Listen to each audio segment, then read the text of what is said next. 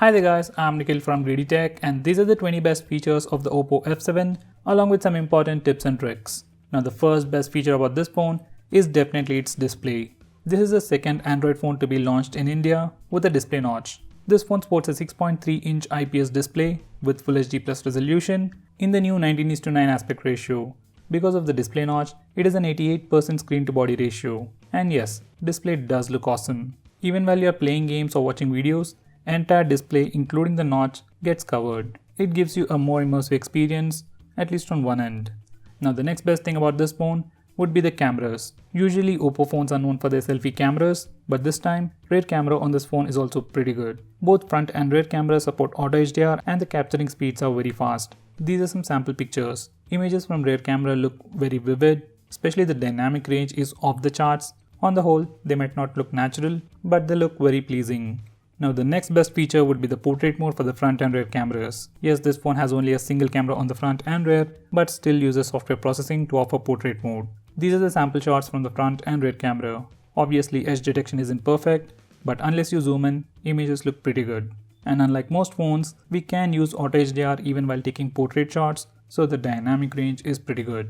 Next we have AR stickers. Now, using this feature, we can add these stickers to your face using the front camera or the rear camera and take some unique pictures. As of now, the collection is pretty limited, but according to OPPO, we will be getting more stickers with future updates. Now the next best thing about this phone would be the performance. This phone sports a MediaTek Helio P60 processor with Mali G72 MP3 GPU. These are the Antutu and Geekbench scores. Irrespective of what these numbers say, real-world performance is actually pretty good. It is definitely faster than any other phone out there in this price segment. You can check out my speed test videos for more information on that. Now besides the performance itself, even the memory management on this phone is pretty good. So on the whole, you don't really have to worry about performance on this phone. Now the next best feature on this phone would be the dedicated SD card slot. Yes, this phone comes with at least 64 GB of storage on the base variant, out of which you get about 50 GB of free space for your user apps and user data. For most people that's sufficient, and in case if that's not sufficient for you, you can add in an SD card up to 256 GB and expand the storage. Once again, this is a feature we rarely see in this price segment. Now the next best feature on this phone would be the fingerprint scanner. Yes, almost all the phones have a fingerprint scanner. They are fast, but the fingerprint scanner on this phone is noticeably faster than any other thing out there. It is simply super fast, maybe even the fastest fingerprint scanner out there. Now the next best feature on this phone would be the face unlock. This phone uses advanced AI recognition technology where it maps 128 points to uniquely identify a person, and it is super fast. According to the stats, it takes 300 milliseconds in good lighting conditions and 800 milliseconds in dark environments. And in all my testing, face unlock is really insanely fast. It unlocks the phone even if you put it in weird angles and very bad lighting conditions. I can definitely say this phone has the fastest face unlock feature in this price segment. Probably the next best thing would be the OnePlus 5T. Anyway, going on next, we have navigation gestures. Now these are the navigation keys, and like any other Android phone, we have the back, home and recent apps button. Now on this phone we can replace it with navigation gestures just like the iPhone X. Just select navigation keys and then select swipe up gesture navigation, and you have all these options to choose from. My favorite one would be the first one, that is you can swipe on the left or right corners to go back, swipe from the center to go home, swipe and hold for recent apps. We also have other gestures, but I think this is the best one. These navigation gestures just gives us a more immersive experience. Next we have assistive ball. Now just in case if these navigation gestures are not really your thing but still want an immersive experience, you can enable assistive ball. Once you do that, you'll see this ball floating around and you can do several things with it. Now first we need to select the operation mode, whether you want to go with the gestures or the tap. I'll go with the gestures. Now I can do a tap to go back, double tap for multitasking, and touch and hold to go home. This is simply another way to interact with your phone, and once again just gives you a much more immersive experience. Next we have full screen multitasking. Now whenever you're using your phone in a landscape mode, whether it's watching a video or playing a game, you can swipe from the top at the notch and you'll see extra options. On the left side we have the quick functions, and on the right side we have quick applications. Now from quick actions we can take a screenshot, block all the notifications, especially all that floating notifications and notification sounds, and finally we can also record the screen. On the right side we have quick applications where we can use applications like Messages, WhatsApp or WeChat. When you open them, they open in a floating window and you can do some multitasking in this way. Now this is something extra you can do with the extra space near the notch. As far as I know, OPPO is the only brand out there using this extra space to do things like this. Next we have some screen off gestures like double tap to wake, draw a no to open the camera application. We can draw a V to toggle the torch. We can draw characters like greater than, less than for music controls, and finally we can add custom gestures like you can draw a W to open WhatsApp, M for phone dialer maybe, and use other gestures from here. Next we have some smart call features where your phone automatically answers the call when you place your phone near your ear, switch on the speaker when you move your phone away from your face, and finally mute the incoming calls if you flip the phone. These are definitely handy and you should definitely try them out. Next we have rise to turn on the screen. Now once you enable this toggle, when your phone is sitting idly on a table or a desk, simply pick it up to wake up the display. You should be seeing the lock screen, but if you have enabled face unlock, then it will instantly unlock your phone. So most of the time, when you pick up your phone from the table, it will wake up, scan your face and unlock the phone all in less than a second. I was really surprised. Many times I was just trying to reach my phone, I picked it up and it unlocked the phone. It was kinda annoying, but also surprising to see how fast face unlock works. Anyway, going on next. Next we have multi-touch prevention mode, which is nothing but a complicated name for pocket mode. Once you enable this feature, your phone will not respond to multiple touches when it's in your pocket, and that's all it does. Next we have clone apps, which is a feature that allows us to use two instances of the same application, like two WhatsApp accounts or two WeChat accounts on the same phone. This is definitely handy, but as of now it is very limited to the applications chosen by OPPO. I wish we could use two instances of all applications. Next we have game acceleration. Now just like the name says, it helps you play games in a better way. Once you enable this feature, while you're playing games, your phone will divert all resources to improve your gaming experience. It means faster game load speeds and better visuals, and more than that, it gives you the option for do not disturb mode, where you won't be listening to any kind of annoying notification sounds or visual disturbances like floating notifications, and it also gives you the option to disable auto brightness. Now that's something I really miss on many phones. Next we have split screen mode. Split screen mode has been on Android for a very long time now, but on OPPO it had very limited functionality. We were able to use only limited set of applications earlier, but on the OPPO F7 we can use almost all the applications in the split screen mode. To start the split screen mode, simply press and hold the recent apps button or swipe up using 3 fingers.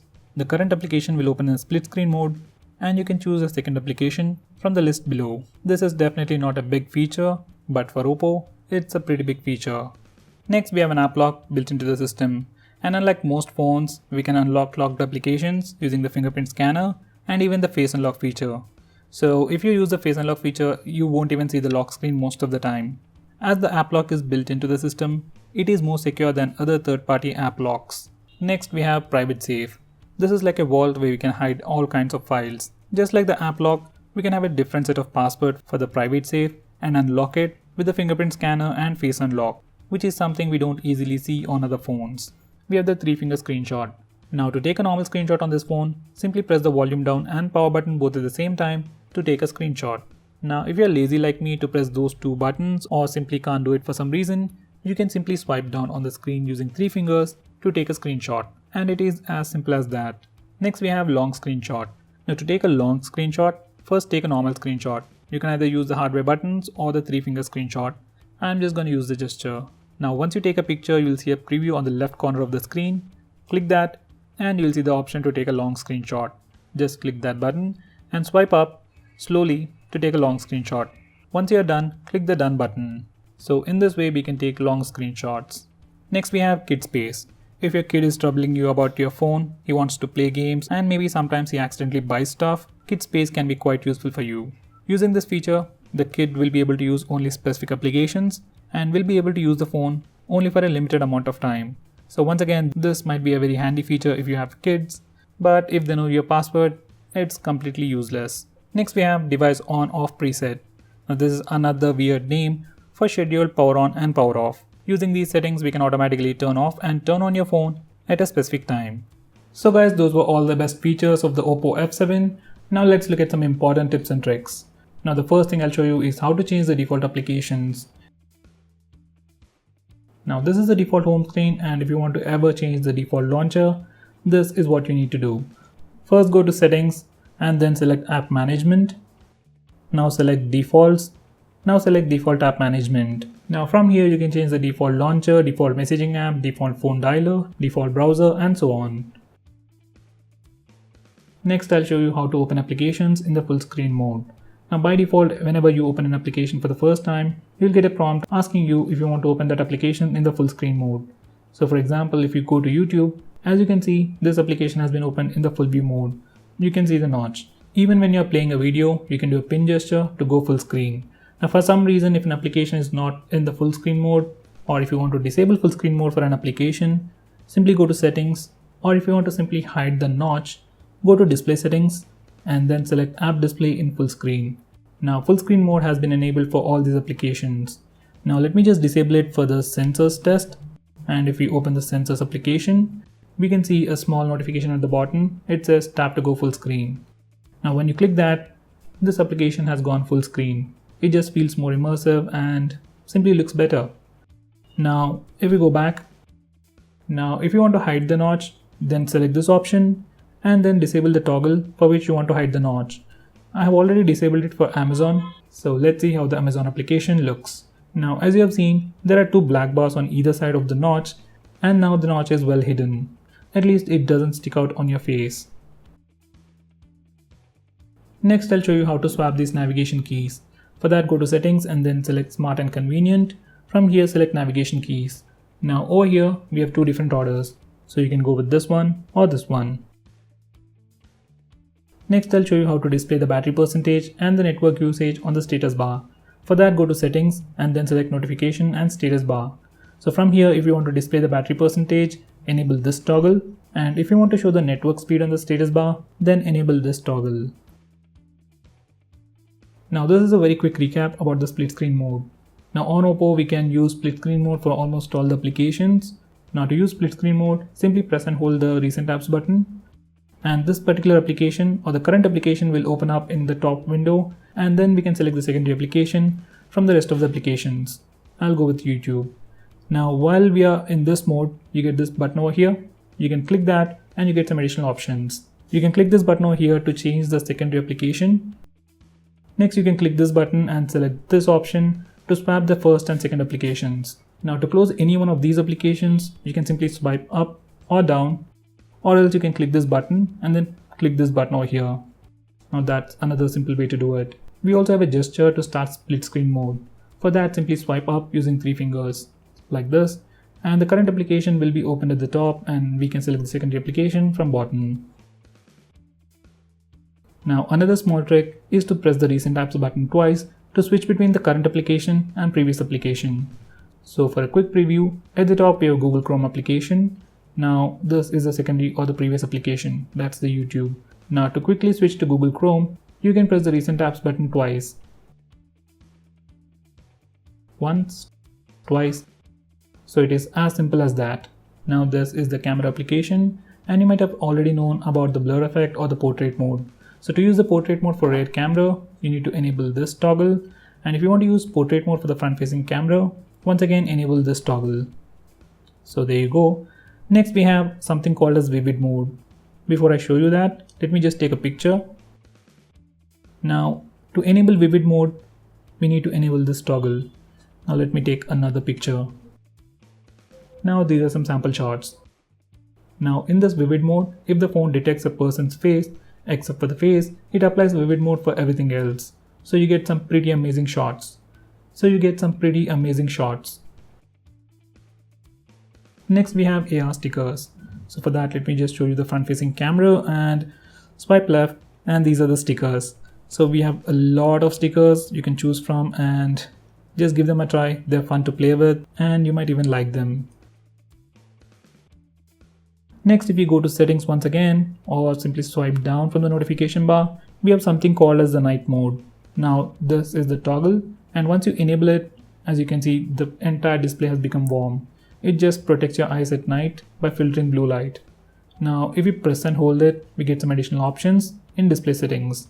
Now this is the toggle to enable it or disable it, and from here we can change the intensity as well. We can make it completely warm or cool, and we can also schedule it, which is a pretty cool feature.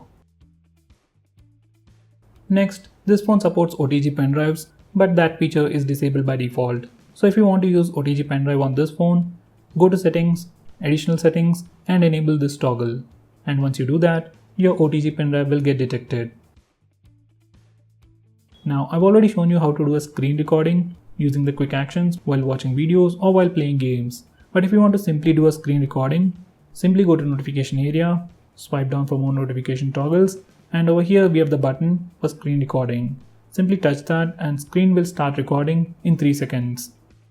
And once you are done, you can press the stop button. So once again, a pretty handy feature. Next we have an application called Clone Phone, which allows you to copy all your data from your previous phone to your new phone very easily. So let's say this is a brand new phone, select the first option, and then let's say you have another Android phone. So select the first option once again, it will generate a QR code, and using that QR code, you can transfer all your data from your previous phone to the new phone, which is once again very handy for new users. Next we have something called OPPO Share, which is like Share It to transfer files over Wi-Fi, but only specific for OPPO phones. So to use it, enable OPPO Share on both OPPO phones by using this toggle, and once you do that, select the file that you want to share, select Send, and the other device will pop up over here. So that was OPPO Share. Now finally, I'll show you how to record calls automatically on your phone. For that, go to Settings and then select Call. Now we have the call recording option. So from here you can record all calls or selected calls or your favorite calls. So guys, those were the best features and important tips and tricks for your OPPO F7. If I missed out on anything important, do let me know by commenting below this video, and if you're planning to buy this phone, use the link in the description. It really helps the channel. If you want us to make any specific video, tweet out to us with the hashtag AskGreedyTech on Twitter and we will try to make it as soon as possible. I'm Nikhil from GreedyTech signing off. Have a nice day.